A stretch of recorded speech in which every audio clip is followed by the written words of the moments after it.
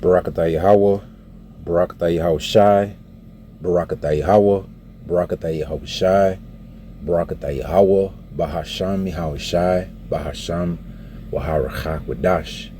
Double honors to the apostles and elders of Great Millstone who taught us this truth and who rule well. Peace and salutation to the hopefully elect. This is the brother I now back with another lesson. Lord willing, this edifying to the hopefully elect. And I got a scripture here in Revelation 12 and 12. It says, "Therefore rejoice, ye heavens, and ye that dwell in them. Woe to the inhabitants of the earth and of the sea, for the devil is come down unto you, having great wrath, because he knoweth that he have but a short time." And that's what you see happening in Babylon the Great. Babylon the Great is referring to America. Okay, when you kind of go into that word America, part of that word is Amar, for bitter. Okay, because this is a bitter time for the citizens of Babylon. Okay, this Babylonian system is going towards total control. You see, we told y'all through the spirit and power of Yahweh Shem Yahshua, there's no going back to the normal pre-COVID. Okay, this is the new norm now. All right, this is the new norm. Got this article right here. Okay, it says Trump declares war on America, a dark new chapter in U.S. history. From militarizing cities to dismantling democratic norms, his latest speech signals an authoritarian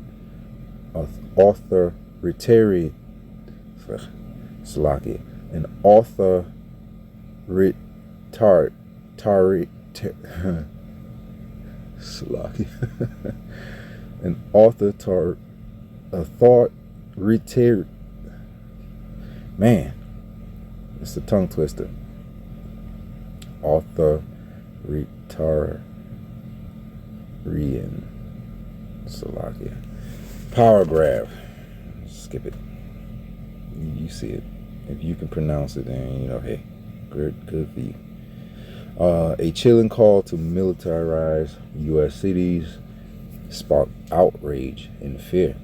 It says the United States has reached a turning point in a shocking and unprecedented address at a Marine base south of Washington.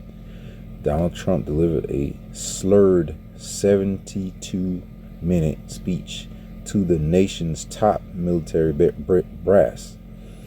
His words, coupled with the administration's recent actions, sent a chilling message. The war he envisions is not overseas, but within America itself. Okay? Yeah.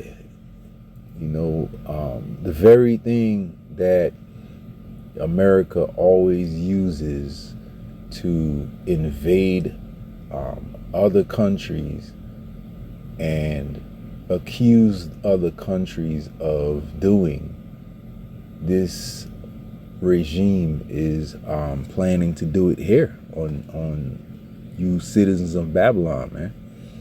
Because he said, what was it? Gaddafi was using, I believe he was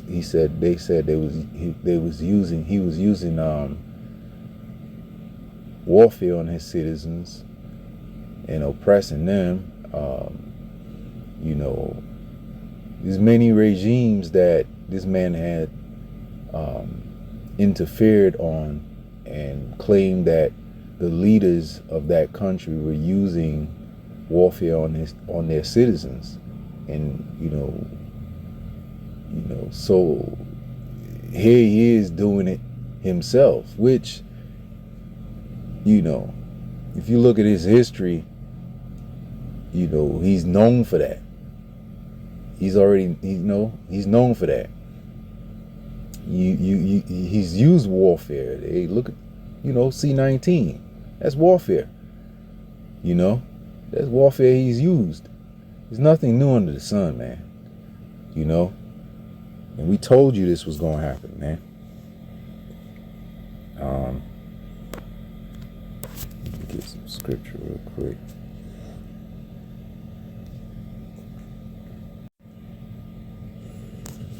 Okay, this is 2nd Esdras 15.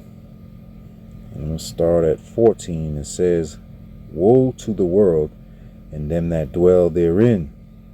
Okay, for the sword and their destruction draweth nigh, and one people shall stand up and fight against another, and swords in their hands." You see, this is civil war, right? And you just read it. The military is planning to exercise, their military power on its own citizens, man. To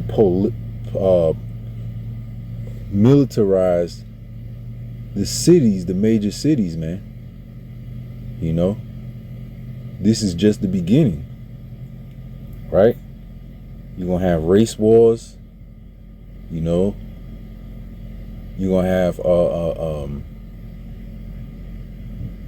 food being rationed. This is all part of the plan, and all roads lead to the Sihib.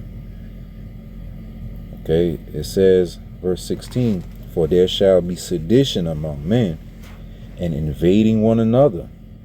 They shall not regard their kings nor princes, and the course of their actions shall stand in their power." Right. Eventually, this is going to bubble over. You see? This is going to bubble over eventually, because at first, when you have military occupation of cities and everything is controlled, the citizens going to start to get unrest.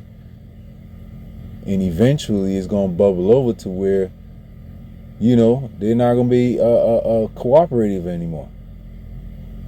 You already see the protests happening in major cities, So they're not publicizing it, but there's still a lot of protesters going on, right? Verse 17, it says, "A man shall desire to go into a city, and shall not be able to." And shall not be able, right? So they're going to prevent, roadblocks, checkpoints. They're going to prevent you from either leaving certain areas of the city or entering in certain areas of the city, through militarization. So be prepared for that. It says, "A man shall have no pity upon his neighbor, but shall destroy their houses with the sword, and spoil their goods because of the lack of bread, and for great tribulation." You see that? So this is just the beginning of the woes, man. It's not going to stop, because this is the beginning of the end, according to Matthew 24. And we love it, man. We love it. We love to see the Lord bringing his word to pass, man. These prophecies that we speak on week to week, now they're speaking. Okay, get that.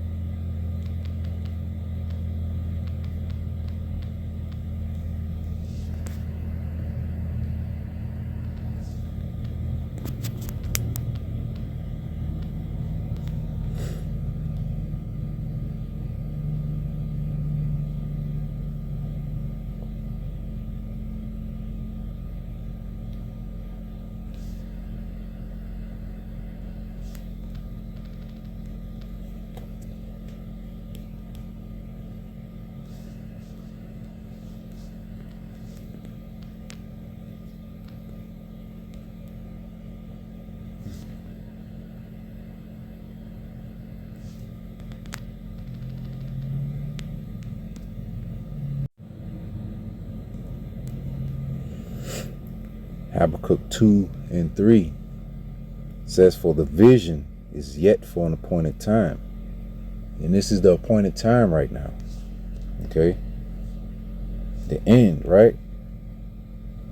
It says, for the vision is yet for an appointed time, but at the end it shall speak. You see that? And this is the end. This is the end of Esau's rulership, right? The age of rulership of Esau is at an end. That's why you see things occurring that are troubling. Okay? The average lifespan of a kingdom or an empire is around 250 years, and right now Esau is approaching that 250th year, and you can see that the infrastructure, the systems, and everything is falling apart. That's why he's making plans to further his kingdom by implementing that CHIP and trying to accomplish, his enterprise quickly. It says, and for the vision is yet for an appointed time, but at the end it shall speak and not lie. Though it tarry, wait for it. And many men, have not been able to wait for it, man. It did, one of the things, the beautiful things about Yahweh Shem Yahushai, okay, he does what he wants to, when he wants to. It's not predicated on what you think or what you feel. You just gonna have to ride this thing out all the way to the end. Yes, the end is speaking. The prophecies are speaking, and this is the end, but you really don't know how long the end is going to actually take. So you just have to be in the position of having patience and enduring all the way to the end, man. Scriptures say, he that endureth to the end, you see, not for a little while, not for 10 years, to the end, to the very end. You see? It says, though it tarry, wait for it, because it will surely come. It will not tarry. You see? So, Lord willing, this is edifying. Till next time, I say shalom.